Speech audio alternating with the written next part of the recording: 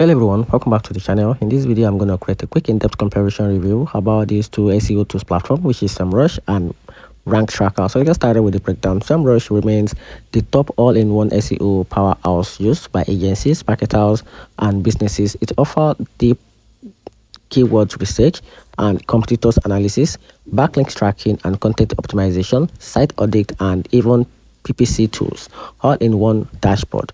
Its database is massive, updates frequently, and support advanced features like keywords intent, SRP analysis, and AI writing assistance.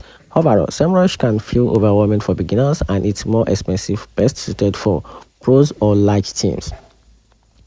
Ranktracker, on the other hand, is a more lightweight and beginner-friendly tool focused mainly on rank tracking, keyword research, and SEO auditing. It's easier to use, more affordable, and great for freelancers, small businesses, or those just starting with SEOs.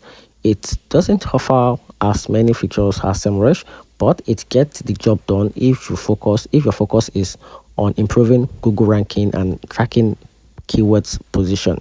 And here's the very conclusion. So if you need a complete SEO suite with advanced insights, SEMrush is still king in 2025.